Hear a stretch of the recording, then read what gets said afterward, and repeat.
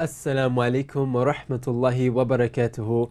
Welcome to our MissionDawah.com online Dawah training course series with Abdul Rahim Green.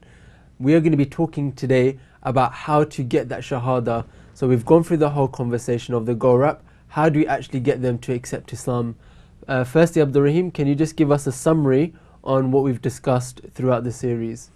A very quick summary is people skills, bypassing the uncomfortable questions, how to start a Dawah conversation, how can you actually start a conversation with someone, and then some guidelines about how we can actually use the Go-Rap. So Go-Rap stands for talking about God's existence and God's oneness and the revelation and prophethood, and how it's a very logical, rational, systematic way of going through the basic most important things that a Muslim believes in. Not everything, but it's the most important stuff. So that's really what we've covered up until now. And of course, the purpose of this is all to lead towards the Shahada. Yeah. So how do we get the Shahada?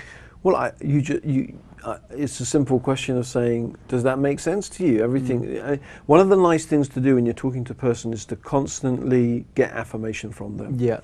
So on each point, obviously you get a balance of getting it right. You don't want to say it every second, but you keep saying, does that make sense? Are you with me? You know, do you agree with that so far? Yeah. Because genuinely, if a person has issues, you want to know about it. Maybe you can clarify them, maybe you can't. But it's good to make sure the person's with you. So hopefully by the time you get to the end, you say, well, this is it. What we're saying is that God has revealed guidance in the form of the Quran. He sent Muhammad, who is his last and final messenger, and that what God wants from us is to accept his oneness, to follow his guidance, and to accept his final messenger. Sure.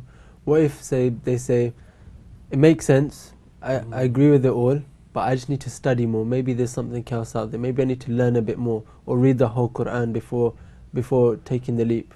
What would you say to that?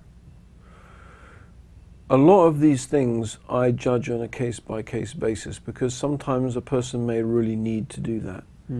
And again, it's quite a delicate balance between realizing when a person it's just shaitan. You know, the moment this person is going to come close to becoming Muslim, shaitan is coming personally to make sure that he or she doesn't. Or sometimes it's just their nafs kicking in, and it's not really that they need to study more.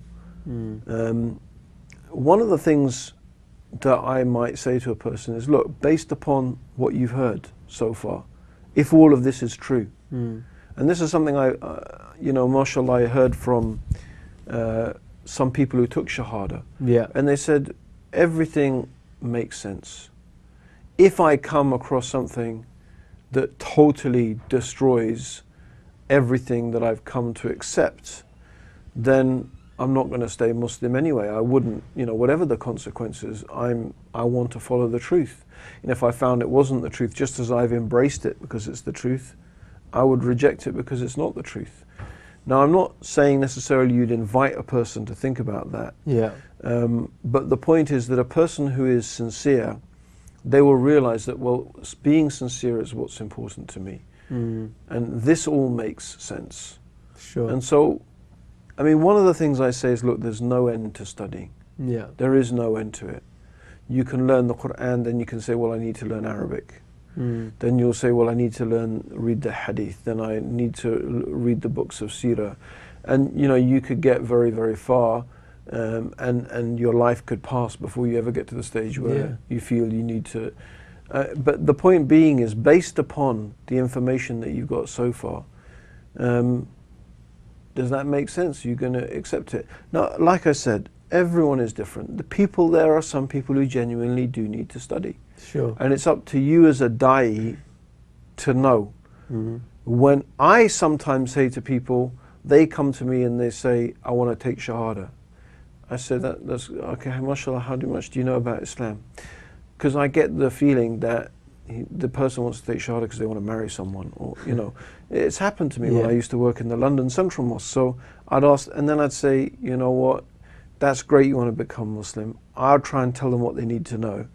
And sometimes I say, you need to read and study a bit. Sometimes a person will come and I'd sit and talk with them and they say, that all makes sense, but I just, I need to get my head around this. And I said, no, you do need to study more, because I realize that's what that person needs. Yeah. Because people are different in what gives them certainty. Right. And at the end of the day, the Shahada is a testimony. It is, I bear witness that there is nothing worthy of worship except Allah, and that Muhammad is his messenger. Yeah. Why do you want to make a person lie? You don't want to make a person lie, right? So getting the Shahada is important. And unfortunately, you find it's very tempting to fall between extremes. One extreme is, I just tell them and I never get to inviting them. I'm too shy to actually say. The other extreme is, I'm going to make them say Shahada. They won't leave this place until, I don't care whether they believe it or not. I need to tick another Shahada off on my list. Both of those are wrong. We want people to genuinely become Muslim, because it's clicked with them. Yeah. That's your job. Yeah. Your job is to pass the message, to invite them, to give them all the opportunities.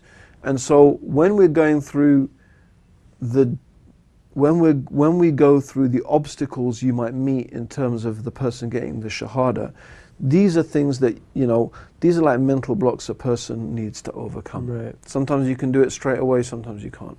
Right, that's a very, very valid point, mashallah. Yeah. So for example, somebody's accepted Islam, they say, I believe it, I'm ready, and they take the Shahada. What happens next? This is very, very important to get this right. And again, unfortunately, this is the area where we are failing really badly, because people are taking Shahada and then unfortunately they're apostatizing. Not primarily because of any particular doubts about Islam itself, simply because there's no support network, simply because no one takes them beyond the Shahada. Right. And this is not right. And that's part of the reason why in IERA we have formed a support network called Muslim Now. The purpose of Muslim Now is to help look after the new Muslims. However, there's limited things that we can actually do as an organization. Sure. So every individual needs to, the primary responsibility is with the da'i. The da'i, yeah. The primary responsibility is with the da'i. And the responsibility is that person needs to start praying. Once they've taken Shahada, they need to start praying. That's why we also recommend, before the Shahada, you do a brief outline of the 5 pillars of Islam. Right. And the main articles of Iman, and some of the basic duties. Not like, you're going to need to get circumcised tomorrow, right? That you don't need to mention that. But the fact that you need to pray, right, 5 times a day, you have to give some of your, the 5 pillars of Islam. Then you have to speak the truth. You have to keep your promises. Yeah, basic things like that. There's some things that are really just worth mentioning, although you may think they're obvious, but they're really good things, right? The most important thing is praying 5 times. Usually, if a person prays 5 times a day, everything else will come with it. Mashallah. Everything else will come with it. So I say to everyone giving dawah out there who gets a Shahada, your responsibility is to get that person to pray from the time they take the Shahada. You need to make sure, as much as you possibly can, that same day they start praying. If that means you take them to the mosque, you take them home, or wherever it is, you teach them wudu, whatever it is you have to do, you get them to start praying. But that's why it's useful, before you get to the Shahada stage, to give a small introduction about the 5 pillars of Islam. It happened once that, mashallah, some brothers in university were on giving dawah, and this guy came along, they did the whole go rap. He just said, that's fantastic. He accepted it, took the Shahada. They said, now we'll go and pray. And he said, pray? What? Pray? I didn't hear anything. He just literally ran off. Really? So the thought of any type of actual commitment, just scared him off. So you need to introduce, okay, from that comes, it's not about putting people off, it's just about giving them an honest, viewpoint of, this is what being a Muslim involves, right? Now we want to encourage people. There's different ways you can explain to them, you don't want to make it sound like, you don't go into the whole description of what the prayer is. Make it simple. It is simple. Once you start to pray, it's whatever it is, 20 minutes a day, 5 times at certain periods. So it's 5 minutes here, 5 minutes there. If you've done that, you've done the obligation. That's it. You've done it. It's not difficult. So yeah, and so the other thing is get them in touch. And what we ask everyone to do, very simple procedure, right? First of all, obviously you want to let them know your name, who you are, and you tell them, I'm going to pass your number on to an organization called arrivo, or to just say, I'm going to pass your number on to someone from an organization called Muslim Now. They help look after new Muslims. All they're going to do is give you a phone call, offer you some assistance, send you a Dawah pack that's going to introduce you, it's going to give you basic things about Islam, and just be in touch with you to make sure things are okay. So you need to tell them, because unfortunately, again, what's happened is that people have got numbers of people have taken Shahada and passed them on to Muslim Now, and then when Muslim Now phone those people, it's like, who are you? I never heard of you. Where did you get my number from? So again, that's not really thinking very intelligently, right? It's going to freak the poor person out, right? So what you want to do is prepare them, tell them, MashaAllah, you've taken Shahada, let's go and pray. You've got the whole time you're teaching them to pray. You say, okay, what I'm going to do, maybe for some reason you just can't, it's possible. You haven't got a way, or they say no, they're reluctant to come with you to the masjid or to learn to pray. You know, it's again shaitan playing with them. Say, okay, look, at least let me take your number, and I'm going to get someone to get in touch with you. I'm going to get in touch with you and someone else, and all they want to do is send you a pack of books, right? We'll teach you about how to pray, how to this and that, and they'll just ring you every now and then to make sure you're okay. You need to tell them about that, and then obviously take their number, take their email. Email and telephone number is usually more than enough. You don't need to get their address and account number and this and passcode. Just the basic, number and email. Pass it on to Muslim Now. Someone from Muslim Now will get in touch with them, so they can send them a welcome pack.